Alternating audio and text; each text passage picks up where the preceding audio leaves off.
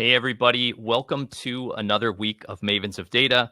We have got a great show for you today. We are going to be talking about how you can make decision science your secret weapon.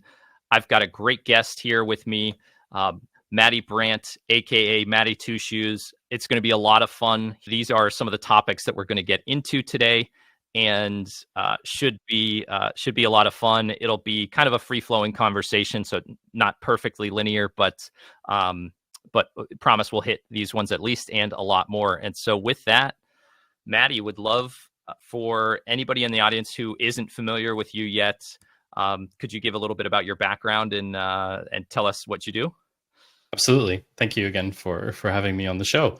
Welcome, everyone. And it's great to have all of you here. I think it's quite numerous now. It's great. So my background is very untraditional to tech, which maybe is in itself traditional for tech because a lot of people kind of side entrance now into the tech space. I actually studied hospitality management. This means I know how to fully run a hotel or a restaurant, which is a very useful thing to know when, cooking for two people at home. It's very relevant. But what I learned there is all about customer success and like customer mindset. It's like always put the customer first. And that's in like data work. I think that's quite an important thing because we actually deal with stakeholders all the time, whether it's end users, partners from other companies, employees, etc. And what's great is I entered the data space a few years after graduation because I've always been really passionate about data. It came naturally to me. It's like, I'm so curious. I've always wanted to figure out why things the way they are. And every job that I've had has always been building on that. And I started in web analytics, which is a kind of behavioral analysis of websites. And over the years, I've transitioned to be a lot more broad. And that's basically what happened. Yeah. Awesome. A lot of fun. And I love that everybody in data has, a different background story and a different superpower. And, I love how much the focus on the customer and, kind of, you can actually apply that hospitality to something completely different. And it's just, it is really cool how we all have a different superpower. So very, very cool to hear that background, Matty. Let's kind of ground the conversation in just some definitions. Like when you talk about decision science, for folks who maybe gave a 1 here in the chat, like let's start at the very top. What does that even mean? What are you talking about? What's that the scope of the world of decision science? Like let's start there. So it's interesting. Terminology is pretty important. The terms decision science and decision intelligence get thrown around a lot together, and they're actually very, very similar terms. Most of the time when people talk about decision intelligence or decision science, they mean the same thing. And what they actually mean is the study of how we make choices. Obviously, that involves many, many different aspects, not only pure data, but we also have things like psychology, behavioral sciences. We have also like human deterministic factors like bias and things like that. So it's really the study of figuring out how we can break down complex things into more simple constituent parts. And once we have those individual parts, then we can say, oh, well, okay, I can solve this part with this problem I can solve this way. And it makes things more easy to decide effectively. Of course, the question becomes, what is the best decision? I get this question sometimes. The best decision is the one that aligns with all of your goals. That's basically the answer. Yeah, but awesome. No, I think that's awesome. Could we maybe get like a concrete example of it to like really drive that home, what we're talking about? Absolutely. So in a traditional non-decision science driven environment, someone might ask you, oh, should we change our website header to have a more blue color to present more of our branding? And someone might look at it, maybe from the design team, they'll look at it and they'll say, sure, why not? They might say that. Now, the problem in this situation is that you don't actually know why you're doing it. All you know is that it fits better with your branding, but there's no goal, there's no objective, there's no hypothesis of what you think it's going to do. So in effect, whether you do it or not, it's the same. It's effectively the same end result. No one's going to measure the lift. No one's going to measure some kind of true false result. There's nothing happening from that. You might as well just not do it. So that decision becomes irrelevant. And there are a lot of these types of decisions that we can make day to day. And it's about actually picking out the ones that are very impactful. Because sometimes when we first think about an idea or a decision or a problem that we have, we don't actually know if it's going to be impactful yet, which is why you need to go through this process of decision science in determining what are impactful things. Yeah. I love it. Yeah, it's awesome. What do you think, Matty, makes decision science so important in general, and maybe like for folks who have data in their title, like a data analyst or a data scientist, which is a lot of the folks in our audience tend to be in that in those titles or wanting to be in those titles. Why is this so important for them? So I'm going to ask a question to the audience at this point. It's just a very simple yes, no. Is that many of you in analyst or analyst adjacent positions are probably, I would guess, confronted with the fact that you get a lot of questions. And I mean, you are inundated with questions from people. So tell me, do you all have time to answer all of them? Do you really find the time to go as deep as you want to actually answer every single question? And I can tell you, all of you are going to write no. If any of you write yes, I'm very afraid, because it means you're not getting a lot of questions. And here's the thing, is that why this is so interesting for analysts in particular is because we are a kind of turntable function. I like to call it, like people who are in the middle of an organization. So what it becomes is necessary for you to be a kind of challenger. You can't just take every question and answer every question, because as we just saw before, do we change the website banner to blue? That's maybe not a question you should even be answering in the first place. So you might actually want to ignore or dismiss some questions. And you as an analyst have the power to do that. But you need to do it in the right way. You can't just outright tell people, I'm not going to answer your question. I can't tell you, John, I can't say, oh, I don't like your question, I'm not going to answer it, you know? Yeah, I think that's that makes a lot of sense, and I'm glad nobody did say yes in the audience.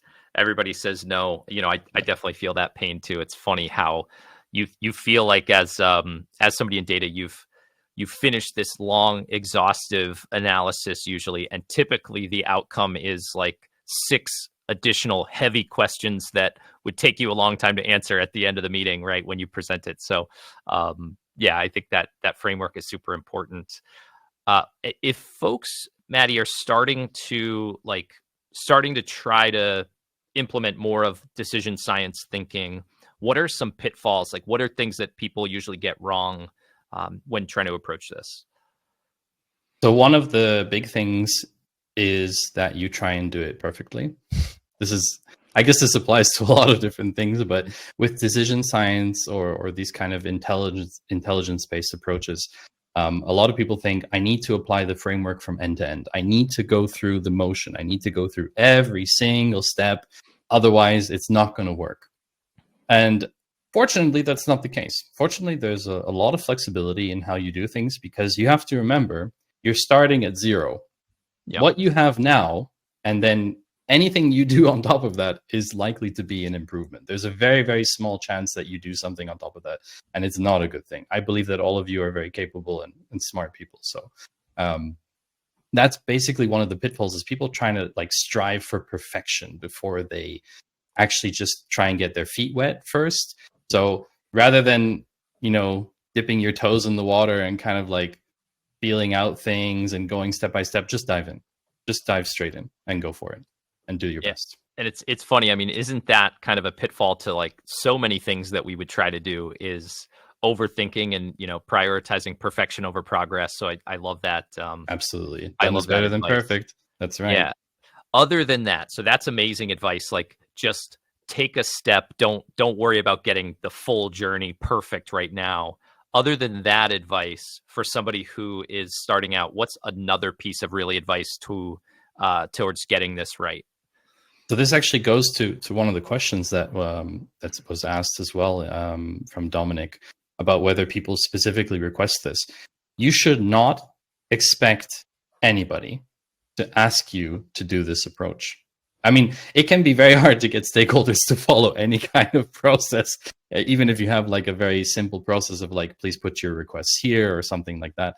It can be very hard to get people to follow a process. There's 0% chance that someone's going to come to you and be like, I've heard all about decision science. I want to ask you better questions. It's very, very unlikely for that to happen. You have to be the initiator. That unfortunately means that there's a lot of weight on your shoulders, but you've already done one step, which is that you're here today, right? You're watching this, even if you're in the recording, watching this in the recording, you've already taken that step to say, I'm interested in doing this. I want questions to become better. I want us to take better decisions in our organization. That's already the right move. So what you need to do beyond that is you need to think about, how am I going to drive this change in the organization? And that's not something for everyone. I'll be very honest. Yeah. There's a lot of analysts I see that are very comfortable being in the backseat when it comes to giving recommendations, because if you give a recommendation and you don't carry any responsibility for the decision, you can lean back and say, oh, that's fine. Whether you actually change the banner or not on the website, I don't care. But if you have a stake in the game, if you have a seat at the decision-making table and you're part of the decision-making process, if you change the banner, you care very much about the result, right? So that's I think the key difference as well. You have to be willing to want to sit at that table. Yeah, that's so interesting. So I'd love to maybe rabbit hole on that one for a minute. So like, let's say that, say the person that does want to kind of drive some organizational change and, they realize this is implementing decision science in an organization is bigger than just them. They're going to need to sort of rally some other champions and, nobody can make a big organizational change on their own. You've got to get some other people with you. Any tips for that person that like really wants to make that big impact? So I always use an expression here that my dad tells me, which is the proof is in the pudding. Yeah. You can talk for days about decision science. You can make presentations, you can do lunch and learns, you can do all kinds of company-wide all hands, 5-minute stuff about it. But what really counts in the end is actually doing something where you apply the principles of decision science. So that could be, as part of this process that I suggest, is questioning the question. So you actually end up with a question that's higher quality than it was before, and you can determine, okay, this is the type of question that we wanted to answer. It led us to this particular root cause, because that's what this questioning the question is about, is finding this root cause, and then actually solving the root cause and then dismissing that entire kind of tree of questions, rather than keep answering subsequent questions over and over, right? It's kind of like the weed pulling. You want to pull the weed out of the ground rather than keep snipping the weed every couple of months as it grows, right? So that's one of those things where if you can show people, oh, well, 2 months ago when people would come from the marketing team, they'd ask us, can we get a dashboard of like the biggest spenders of this year? And now we've actually pivoted to look at this question, what it's become. It's, can we determine which products have the highest margins so we know which products to reduce from our product line at the end of the year? Because that's actually what they wanted to find out. But you only got there by asking why like a gazillion times, right? Right. You had to peel back the layers of the onion to actually get to that's right. what matters to them. Yeah. That's right. And that's really common. I feel like across any data role is like that skill of getting to the middle of the onion is something that's super important. And I love your advice that the proof is in the pudding, because to me, anytime you're trying to do some kind of an organizational change, if you're just talking about it and you haven't shown any results, it can sometimes like fall on deaf ears, and people will think, hey, Matty's asking me to do some additional work. Like, I'm already busy. I'm not interested in learning this new thing, right? But if you're like waving around some great results and you've helped the business, it looks a lot more fun. They can see the fruits of it. Like, I've encountered that myself. I'll give a concrete example. I was kind of new in a company, and I was trying to get the company to use more data and have more of like a growth team mindset. So running experiments in a product and in marketing. And like, this was a big engineering company that had built a lot of product, but there wasn't anybody who was kind of like that growth mentality person, more on the business side, that was thinking about testing and optimizing. And I just was like falling on deaf ears, and nobody wanted to help with the projects that I was trying to do. And then so I just started doing some stuff, and I got one engineer to help me. And so he joined me. And then we started just kind of posting these results publicly of like, hey, we changed this thing went up. And once we started showing some results, there was like a line at the door to join us and help us with that stuff because people want to see it. So like completely changed the dynamic when, you know, the proof was there in the pudding, as you say. So that's my concrete example there. Let's Fantastic. see. Yeah, if folks, let's say folks in our audience are always thinking about like, how can they market themselves to get the next job or maybe even be the first job? Something like, hey, I know Python or I know SQL is really easy to put on a resume. Everybody knows what that is. Any advice for somebody who is kind of studying decision science, knows it's pretty valuable? Like, how do you market that as a skill? Probably a hard question to answer. It's tough. I mean, it's very easy to write on a CV that you know SQL or Python, but it's also not a differentiator anymore. Let's be honest. It's like saying, you know, I used to write on my CV back 6-7 years ago that I know how to use both Mac and Windows, because back then it was a little bit uncommon to know both. Nowadays, I don't think that's going to bat any eyelids if you know both operating systems. So what I think, this is my personal opinion, right? And obviously coming from the European markets, maybe a little bit different to the US market. But I personally really look for in candidates when I'm hiring, and I've hired a couple in a couple of times in the past 10 or 12 years. I always look for thinking mindset. So basically demonstrating that not only are you looking into like decision science and decision modeling and all of those like adjacent topics, but you're applying it to something. You've either done a project already where you've applied it, where you can say, I have this project and this is how I applied the principle of 5 times y to this initial stakeholder question, which was this, and together we refined it to that. Or experimentation, right? I know that decision modeling is really important to experiment and have statistically valid results. This is how we ran an experiment for this change that we wanted to make. Even just demonstrating that thinking, the results of the experiment are actually kind of irrelevant at that point. It's really just about the thinking style and showing that you understand the material. That's what's, if you're putting that in the first 2 sentences of a job application, you stand out immediately, because everybody else is writing how much they know SQL and Python, and you're telling me, oh, I modeled this decision and this was one of the outcomes and we weren't happy with that, so we iterated like this. That's much more impactful in my opinion. Yeah, I love that. And that, to me, that's sort of like the difference between being just like a data gopher and like a strategic partner in the business potentially. And, you know, it almost speaks to like the seniority of your thinking, you know, that you're like, if you're thinking that way, of course I can get data out of the database, but you know, that's not where I think the value is. Where I think the value is in shaping the direction and, you know, making sure we're asking those really smart questions, which is awesome. So, exactly. Yeah, I'd love to get folks in the audience. Any questions so far, drop them into that questions tab. So far, I mean, I feel like I'm getting a lot of this, as somebody who knew a little bit about decision science, but it's really helpful to me.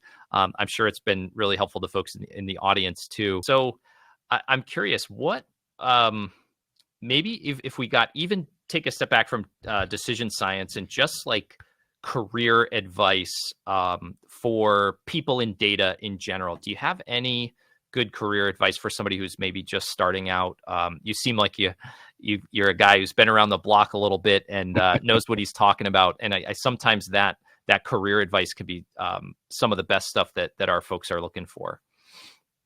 Yeah, I guess advice is always context specific. I've had a very atypical career, given that not necessarily because I kind of entered the data space from an adjacent field or different field, because a lot of people have, but I think because I wanted to be a generalist, and I think a lot of data analysts want to become as kind of specific as possible. And I have kind of a strong opinion on that, is that if you're like me and you're someone who is extremely curious to the point where it's almost like a sickness, that you need to understand so many different aspects of the data space. Like you're not comfortable just being in a very kind of tunnel area, which can be very beneficial for a lot of companies, right? Don't get me wrong. It's like someone who's like super deep into finance analysis, like that's very important. But in my opinion, I needed to be broad because I'm just way too curious about other stuff. I could never stay the road of just being like SaaS analytics, for example. I did a lot of like subscription analytics stuff back, with fintechs and health tech, and also with food tech with my own startup. We did a lot of like subscription based analytics stuff, but it's too tempting to me to do other things. So like I've gone into, most recently I've started looking into game analytics because I'm curious, like, how do people track performance in games? Do people actually have access to this data outside of the game developers? Can you actually access it from your own games? Can you play a game and see how they actually aggregate your statistics from the game? And it's very, very technical. But I feel like branching out has a very large side effect, which is that typically analytics teams tend to be centralized a lot of the times. And so that centralized team kind of takes requests from every single department. So you get people from HR, from finance, from marketing, etc. And typically in your team, you'll have specialists. You'll have someone who's really, really good with marketing stuff, and they keep taking the marketing requests because they're good at it. But the problem is, what happens if that person leaves? What happens if that person's sick? Suddenly people don't understand what UTM parameters are. How many people in chat know what UTM parameters are? I'm actually curious. Raise your hand in chat if you know what a UTM. Let's see who's been a marketing analyst before. Let's see if people. It's. I guess it's permeated a little bit beyond marketing now. But the thing is that in your team you create diversity by spreading this knowledge of different topics, and that diversity gives you better perspective about answering questions from different departments. So then when someone from the product goes, oh, we're deep linking into this app, and you've never heard of the term deep link before, but then the marketing person next to you says, oh, deep links, that's when the marketing team links to a specific page using UTM parameters. And you look super smart at that point, right? Because you have that breadth of knowledge. So what I'm saying is, being a generalist was my calling, and I am a generalist. I occupy myself with everything from data architecture down all the way to downstream dashboarding and everything. Yep. So if you are someone who's very curious like me, my advice is to don't shy away from being a generalist just because you've read somewhere that being a generalist is bad. There are certain types of companies that won't hire generalists, obviously, but there are plenty of companies that will. Particularly smaller companies love generalists because then they can put you in everywhere. They don't need to hire 10 people. So I would say that's probably my advice on that front. I love it. I mean, I'm very much the same way. Like, I've tried to pursue whatever's interesting, and I think that makes it so much more fun. It makes you so much more portable and like flexible. Like, say the company you're at has a tough time and like they get rid of a bunch of people, which has happened at companies I've been at a few times. It's less scary if you've kind of got like a pretty diverse set of skills and you can apply it to, like you said, to marketing, to product, to manufacturing. If you can do some of the data architecture, if you can do dashboarding, and just, it's so much more fun than doing the same thing every single day. Yeah. There are people that like the monotony. Let's be honest. Yeah. There are people like that like having that really regular work schedule. They like having really regular workload. They like doing the same things, and they get really, really good at that stuff. Like I know someone who is really, really deep into banking analytics. And they've been in that space for 15 plus years. So that person knows everything there is to know about different banking systems and how these different transactions work across the world. And that's extremely valuable for the banking sector, having someone like that. But that's not someone who necessarily would be first pick for an organization. Let's say a fresh startup, just kicking off go-to-market plans with their new product, like some AI wrapper for something like that. That's not like your typical first pick. You might, because there's a lot of experience there, but it's not typical first pick. Yeah, it makes a lot of sense. I'm curious. There's a good question from Maja in the chat here. Just kind of taking it back to decision science. When you're approaching decision science problem, is there like a set flow of questions that you ask? You know, like, is there anything like a decision science cheat sheet that's like, this is always the first question we start with, and then, you know, we flow? Is it like that, or is it kind of a little more organic and specific to the problem? So I would say that it is fairly structured. There's a framework that I follow. It's 5 steps. It's not particularly complicated in that sense. It borrows on a lot of the concepts that you all already know, things like 5 times why or experimentation. And that's fundamentally what I also teach typically in like a corporate setting or a webinar setting, or even on my own cohort where we can talk about a bit later. That's the process that I teach. And there are some fundamentals to that. One of the fundamentals is, for example, that we never accept the first version of a question, ever. The question that someone asks initially is never, ever the most valuable version of a question that you can answer. So however you want to approach that, there's some organizations that have very rigorous frameworks of how to answer and structure a question. How to ask, and structure a question. So they'll say, this question needs to have this constituent parts. If you make assumptions in there, we need to provide the data for the assumptions already, that the data team knows this is where your assumption is coming from. And some organizations, they just free for all it, you know, they kind of say, this is my question, this is what I want to know. And then it's up to the analyst or the analyst team to kind of figure out how to deal with that. In our case specifically, in my organization where I work day to day, we have what's called a decision support log. And that's where we handle incoming requests from the other teams. And in there, they need to write a kind of justification reasoning for why they want to know that thing, provide any evidence that they have already for why it's important. And they need to talk about the decision they're going to make once they have the answer.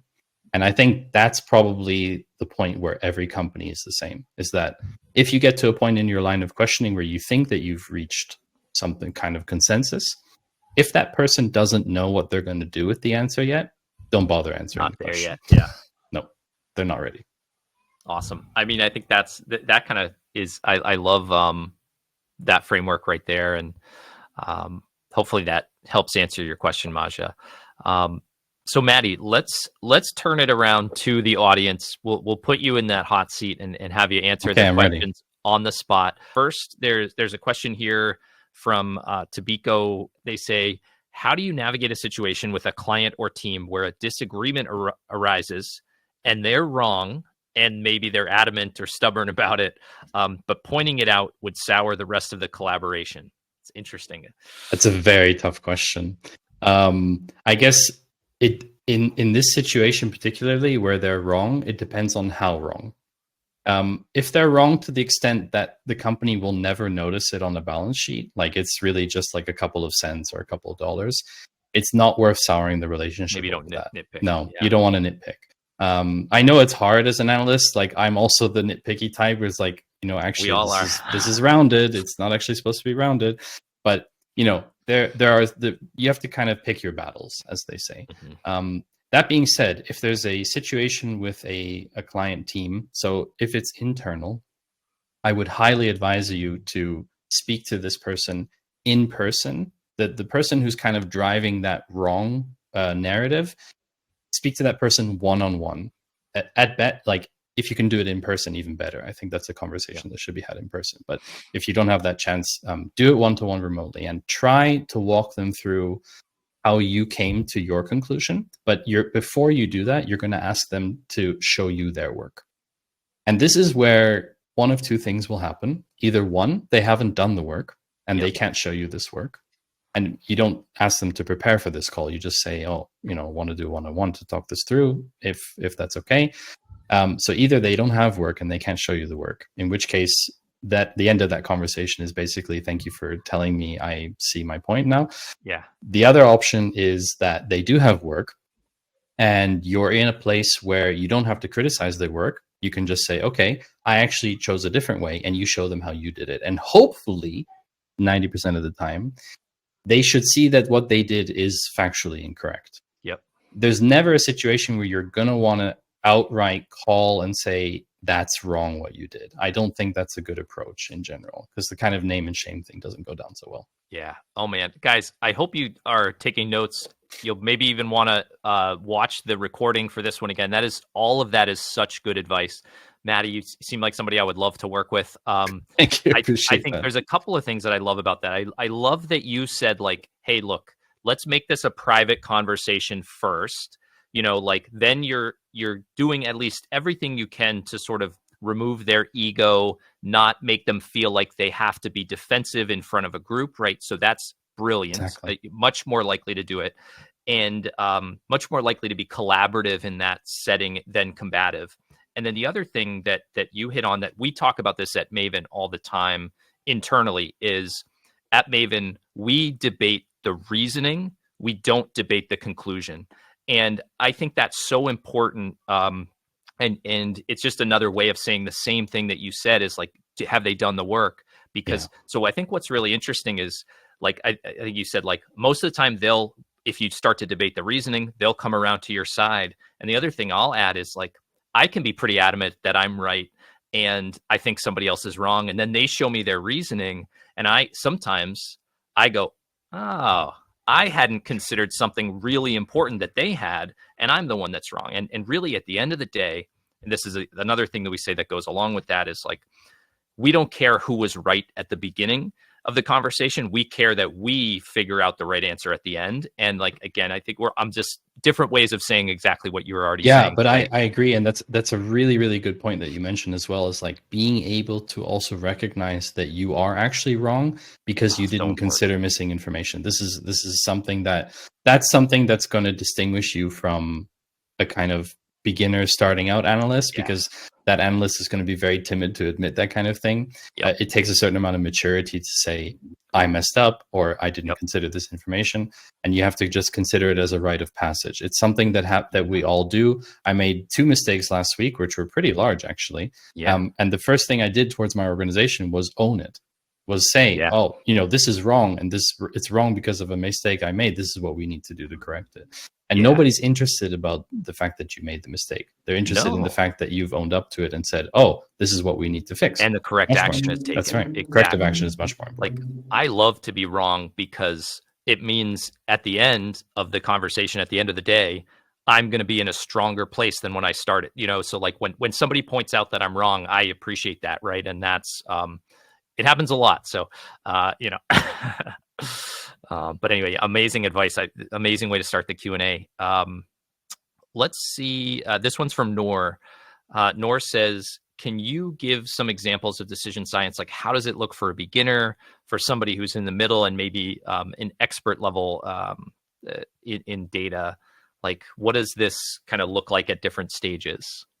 That's funny how that question is formulated. I don't know if that was the intent behind it, but actually the phases of kind of beginner, middle, expert don't refer to the person doing the decision science. This is something a lot of you might think, I'm not proficient in decision science. And we kind of engineered that situation by asking how much people know about decision science at the beginning, right? On the scale of 1 to 10, and asking everyone to vote. But the proficiency of decision science, it comes down to the organization's ability to carry that process, because decision science is a team sport. Decision science has nothing to do with an individual's ability as much as any other discipline of analytics does, right? If you're really, really great at analysis, but you can never, ever explain your results to anyone, you're terrible at analysis by proxy, right? Because no one will ever learn about how amazing you are at analysis, right? So you have to be able to do the communication part. And with decision science, unfortunately, it is a team sport to the extent that there's so many sub-disciplines within it. Again, psychology, statistics, all the communication part, decision modeling, all of these sub-parts of decision science means that you can't do it alone. So while you may be more experienced in decision science, you might know more about it, you might have read more about it and attended webinars like this, you still need to rally everyone in the organization to be able to actually carry out effectively. Most often than not, analysts or analyst adjacent are not key decision makers in an organization. It's someone a little bit higher up the chain at that table making those decisions. So you need to be able to engineer situations where you're either sitting there with them or that information has been passed on and helps guide those decisions. Awesome. I love how you didn't accept the first question and you kind of changed it into the real question that they needed answered. So it's fantastic. How about, let's see here. This one's from Mark. Mark asks, how do you pursue volunteer data analytics opportunities with nonprofit organizations and small businesses? A little off the topic, but maybe you've got advice here. Yeah, so I can actually talk about the easiest way to do that, which is to actually do your own. So I'm the co-founder of a nonprofit as well. Oh, We awesome. run analytics events here in Switzerland. They're unconference style events, so we don't have any set speakers beforehand. We basically just invite a ton of people to a day or a half day, and everybody gets together and we start planning like the session board together to see what topics people want to present, what kind of problems people are having. And then you have your day structure. That's basically a non-conference bar camp format, it's also known as. Cool. And so I dedicate quite a lot of my time to doing that, and it's a nonprofit endeavor. So it doesn't mean that all of my work is analytical. Obviously, for the nonprofit, I'm doing a lot of organization and admin stuff. But of course, during those events, I'm very often presenting something or I'm sitting in on a discussion because the format is completely open. So one of the ways that you can pursue kind of volunteer work is by starting something on your own. Maybe host a data event in your city where you live, or offer someone who has an organization offer to help out at those events.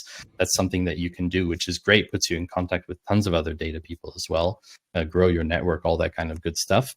But I think when it comes to specifically like nonprofit and charities, I can't really speak to that. That's not something that I've never worked with them directly. I do a lot of things for charity in terms of raising raising money and donating myself. We actually just ran with my Dream Team on Twitch. We just ran a fundraiser for Make-A-Wish where we raised almost $3,500. Nice. Which was really nice. It was great, like for the whole the holiday season where there's like tons of kids getting these horrible diagnoses and stuff. It really was such a nice thing. So I do a lot of work around that, but then not as let's say as a data professional. Yeah. Awesome. I mean, great question. I think Mark probably realized you were involved in nonprofits. So a very Maybe. smart question. Could be. Yeah, that's fantastic. I'm curious so the unconference, is that live in person in Switzerland? That's what it sounds like, right? So yeah, I'd have to get on a plane to come, but you'd have to come sounds here. pretty fun though. Yeah, So, I mean, we run one kind of full day event a year, and we run several other smaller events. We had like an ice cream meetup at the lake last year. very cool.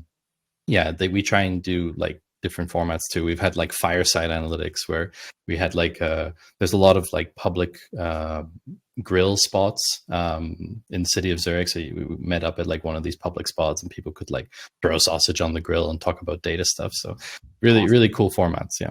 Yeah, grilling and data. This sounds like a great thing to be a part of. If anybody's in Europe, you should definitely be looking this up, and I'll see. I'll put it on my bucket list to get there and check you guys out. We'd love to have you here. It would be great. Yeah. Or anyone else from chat, of course. Yeah. This one is from Bob, and I think Bob's saying, so decision science is more of a methodology like Lean Six Sigma and less of an optimized answer. Would you agree with that statement? I would agree with that. It's a methodology and an approach. I would say it's more lean than Lean Six Sigma, and you don't need to get a black belt in it. I don't even think there's an organization that can give you black belts today for decision science.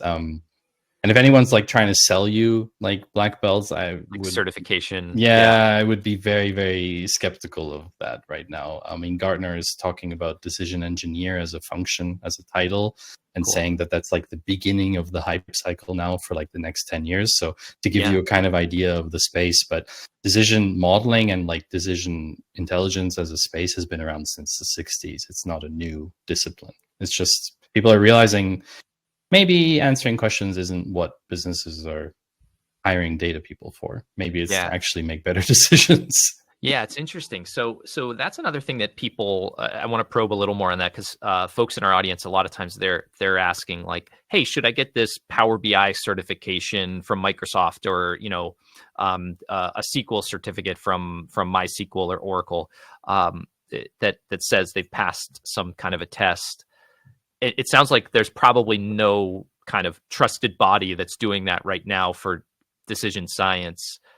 Is that correct? I mean, there are organizations that do offer programs. I mean, I'm very biased because you get a certificate at the end of my cohort, of course, but that's not why you should take it. I would say that the idea of a certificate or kind of piece of paper for a methodology is different than one for a tool. Because with the tool, like, if you do like a Tableau certification or a Power BI certification, it basically says you know how to implement and customize this tool and use it for what it's destined for, which has its use depending on what kind of jobs you're applying for. Past a certain level of seniority, tools become irrelevant at that point, because if you already know one or two, you can learn a third or a seventh. It doesn't really matter at that point. But definitely starting out, I can see the appeal of having like a baseline of like, I've done this certification, I know this. There are also niche industries where certain certifications are required by law or just for legal reasons. Like you need to be like ISO 27001 certified to work here because of the organization's requirements or something like that. But I would say for decision science, decision intelligence as a methodology, like these other frameworks that exist, if you can show that you know how to apply it, I don't think the paper is really important. For me personally, I don't think it's that important. Cool. Yeah, sounds about right to me. So this one's from Bernard. Bernard says, I love the idea of using experimentation to demonstrate data science skills on a task. How best would one continuously grow these skills? That's a great question, actually. So experimentation is a lifestyle. It's a little bit of a weird thing to say, but let me explain a little bit. So a lot of people think that every decision holds the same amount of weight, and the reality is that they don't. So I can make a decision and be 100% correct. You could be absolutely right, and everyone in the organization tells you, wow, Matty, you were so right about this, but I've only earned the organization $1. Do you think that's just as good as like taking some kind of decision where you were sort of right, but not, but you earned the organization $100,000? So obviously everyone wants that second situation. And the problem is that we are very bad at estimating things.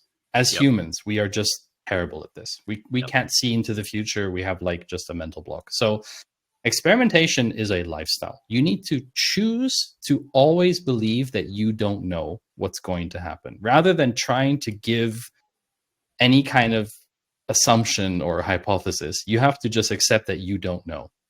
And then what you do is basically adopt what we call betting. Because betting, other than, so we call our hypotheses internally, we call them bets. The reason for that is because hypothesis, you're very afraid of being wrong. The terminology is kind of scary. Bets comes from a casino. And if you've ever gambled before, you know that you're going to lose most of the time. So we call them bets because betting is not scary. Betting is talking expected value. I'm going to lose. I'm going to lose. So you have to become very comfortable with making these bets and being wrong all the time. Because when you do the math, statistically, you come out on top. Because you may be wrong some of the time, and some of the time you might be wrong, but only by a little bit. And you might be wrong about the wrong thing. You might be wrong about something that didn't matter at all. So experimentation, I would say, in terms of like adopting this as a learning methodology is like ground zero, is being familiar with that. Beyond that, of course, there's plenty of ways to learn experimentation. You have to kind of know what your learning style is. So I'm a very practical learner, which means I need to kind of do things to really understand them. So I'll watch maybe like a YouTube video from someone who explains like a concept that I'm interested in about experimentation, like what is p-value? What does that signify? And then I'll go and try and do the math on an experiment that we did, or I'll simulate an experiment and do the math myself and be like, oh, okay, now I understand this. So I would try and kind of break down experimentation and say, you'll never fully understand the whole field of experimentation. I think it's very, very large. But understanding the individual parts and how it makes up experimentation and how it's relevant for you. That's what I would Awesome. recommend. I love, I love the framework of thinking of it as bets. And I think I think you've got the right framework for it. And I think as a data person, getting into experimentations can be like one of the most fun things that you do in your career. And it's also Absolutely. one of those things where, like, when you are successful with running experiments, the results are very visible and very quantifiable. So, like, you look good. Also, often, I don't think the math behind running experiments is it's not particularly complex, right? It's kind of like a little bit of stats and kind of what I say, like third grade math. But for some reason, it's so intimidating to a lot of people that they usually have experimentation run by people who are, with a data title, which I don't necessarily think is required, but it's just the way it is. And I love that because I've gotten to be that person a bunch of times, and it's really fun. That's right. So, And you can play the hero for the organization by saying, "Oh, I'll exactly. work out the significance of this experiment for you," and Yep. they're all, "Oh, great, yeah, amazing." And Yeah. then you can carry that flag, right, when you come Yep. back and say, "Oh, lift of 30% or something like that." Yeah, Yeah, it's awesome. absolutely. It's a fun one that a lot of times they'll let like a relatively junior data person have a pretty significant seat at the table within an experimentation function. So it's a really cool one. Absolutely. Yeah, absolutely. I actually do have an example of that recently. I can't go into a lot of details on it, but we recently found out like a few facts of things that um, kind of went against people's common thinking of how things worked for our users with our mobile app. And I wanted to propose something that was pretty unconventional. So I did a little bit of research work first, and I presented those facts, and I actually got the buy-in for the experiment. So we actually, as a data team, were driving the experiment in that case. And I don't think that's a very normal situation by any means. Normally, it's like a product team or a UX team. Yep. So we were driving that experiment, and people were very nervous because it was a pretty impactful thing, and if it went wrong, it could be very, very bad for the numbers. But we had, yeah, I guess we were confident in our bet, and it ended up being the most significant experiment by far that we had run this entire year, Awesome. by like order of magnitude of like 20 or something. And the downstream effects are huge because we took this risk. We took the risk to say we believe that this is the right way, and that's actually spun out to other teams now taking more risk in their experiments that they propose. Not just saying, "Oh, let's tweak the color of this button," kind of thing, which we don't do anyway. But they've gone to like more riskier things, which I think is a really important thing in experimentation. As a side note, is like willing to take risk. Is you're very often not going to see any kind of noticeable lift if you just change the font of a button. Yeah, No one's going to notice. Yeah, got to make it matter. Yeah, you got to I make it love it. matter. Exactly. That's awesome. Oh, it's awesome. Man, really, this is packed with great advice here. You were fantastic. I know I learned a lot and had some fun. It was great getting to connect live for the first time with you too. And really, thank you so much for coming on this show and giving a ton of value to the audience. We, on behalf of everybody at Maven, we really appreciate it and would love to do something with you again anytime soon. Thank you so much. Appreciate it. Cheers.